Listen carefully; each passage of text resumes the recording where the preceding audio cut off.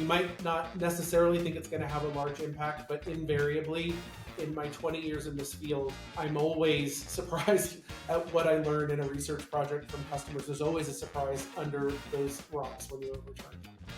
Hey everyone, welcome back to another episode of Between Two Phones. I'm Steph, and on this episode I sit down with Peter, our Director of User Research, and we talk about iterating and evolving through customer feedback. It's a really great episode, and I hope you enjoy. Hey Peter, welcome to Between Two Phones. Hi Stephanie, it's good to see you. Could you please introduce yourself and let us know what you do here at OpenPhone and how long you've been with us? Hi everyone, my name's Peter Rosler and I'm the Director of User Research here at OpenPhone. I'm here bringing the practice to life as the first research hire at the company.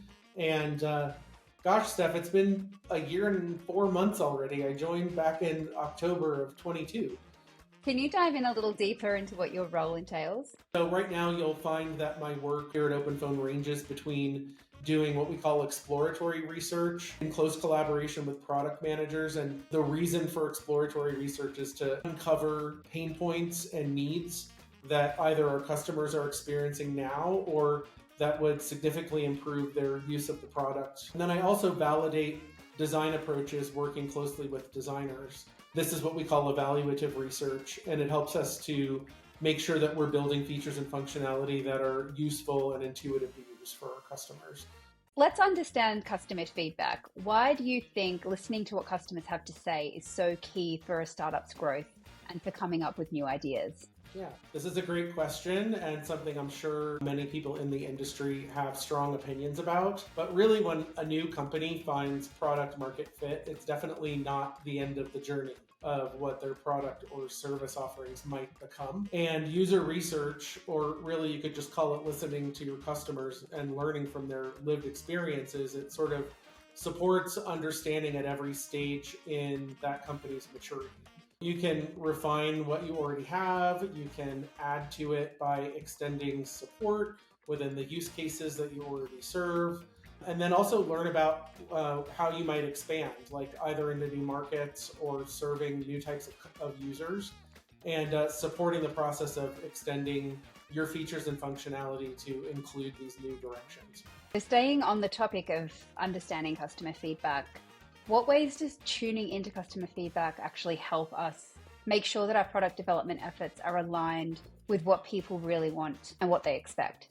I think this really comes down to taking out the time for customers to be heard. You take out time to hear their stories, take out time to empathize with them and their experiences, and understand the role that your product or service is playing in their daily lives. I think it holds true in our personal lives as well. Like, what are the skills you can put into practice that help others put their guard down to be vulnerable enough to share their truths? So I think like generating this knowledge and insight where the stories are real and the impact that you're having is understood, we can have a ton more confidence that we're delivering the kind of value that's going to have maximum positive impact on what our customers are setting out to accomplish. In terms of a strategy, is there a guiding philosophy that the research team follows? If I had to pin down a guiding philosophy, I would say that it's letting go of the formality and allowing the collaboration that you have with your stakeholders to emerge organically. The point is to have the communication established and to be sort of a thought partner in all the ways that you can, which will ultimately include formulating and driving the process of gathering customer feedback that's going to be most relevant to the efforts that you're pursuing. A big part of the success is the rapport that you build with our customers and our stakeholders. We do have customer champions that are highly engaged in the research process. They're really interested in giving us the kind of feedback that's necessary to drive product decisions. This is really involving customers in more than just more of the formalized research that I might put together. So I want to move towards challenges and reflections. Have you ever bumped into feedback that caught you off guard and ended up being a bigger deal than you thought? How do you roll with those surprises? In the process of talking to customers about how they kind of navigate through their workspace and their inboxes, one of the big things that came up was just global search and how facilitating finding things, especially in a lot of consumer products, is ultimately a combination of browsing, applying filters, sorting data, and also using keywords to search through data. And so all of these features and functionalities sort of writ large altogether facilitate or support a customer's process for finding content within the product. And so not realizing, it's come throughout many of my projects, and it was core to a lot of the comments when reviewing other ways to look into OpenPhone activities. So I think it also impacts the mobile experience. When you're distracted and you're on the go, it's even harder to browse through content that you might have in any app that you have on your phone. And so actually finding out that like having a global search would actually be a safer way to have our customers looking through their content when they might have sort of constant partial attention on the things that they're doing in their world as they're moving through the world. So I've brought this conversation back to the product management team around how and in what ways can we better support search. This is an expectation that consumers generally have around the products that they use. And so how do we bring this, improve how search currently works in the product? So looking back, what's really hit the mark and what's completely missed by a mile when it comes to gathering feedback?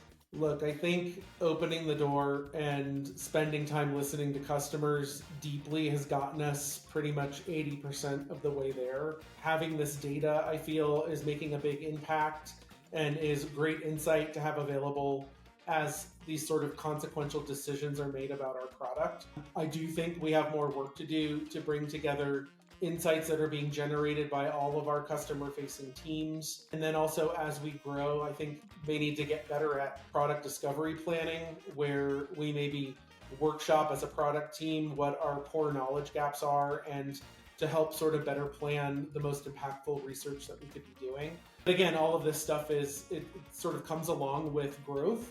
And I'd say I'm just happy to be here to support that growth as these needs become more and more critical to how we operate and ultimately our success as a product team. Thinking about all of that, is there any advice that you could share for those looking to get a better grip on what their customers are thinking and figuring out the best way to hear them out? The frameworks we use to bring research insights into the product development process are still evolving. We at OpenPhone aren't necessarily at the maturity level where I would say any of this is necessarily set in stone. But, a lot of it comes down to the personal one-on-one relationships that I build with each of my stakeholders. One notable thing I'd say is the way that we stay in close conversation around topics or product areas of interest. You could formalize a lot around how you conduct research and the way that you recruit customers and think really deeply about all of those details and get more formalized about it. But if you haven't started, I think the best way to think about it is treat those conversations as you would talking to a family member or talking to a friend or talking to your partner. Your relationships with your customers are relationships. And so the same way that you think about your relationships and how you listen and how you show up to learn from people in your personal life, you can take the same approach to how you listen and learn from your customers. And so really just sitting down and taking the perspective of listening, truly listening to their stories, to their pain points, to what they're trying to accomplish with your product or your service. The insights that you're going to generate from that process are going to be leaps and bounds. You'll always be surprised by what you learn from customers when you take out the time to do it. And so you might not necessarily think it's going to have a large impact, but invariably, in my 20 years in this field, I'm always surprised at what I learn in a research project from customers. There's always a surprise under those rocks when you overturn them. Great. Well, thank you so much, Peter, for chatting with me about all things user research. Yeah, it's great talking to you. Hopefully anyone that's watching this gets some value out of it. And you can find me on LinkedIn if you have any follow-up questions about research at OpenPhone. And that's a wrap on our third episode of Between Two Phones. A huge thanks to Peter, our Director of User Research, for joining us. We'll be dropping episodes monthly, so for any feedback or questions, please leave them in the comments. I'm Steph, and I'll see you next time.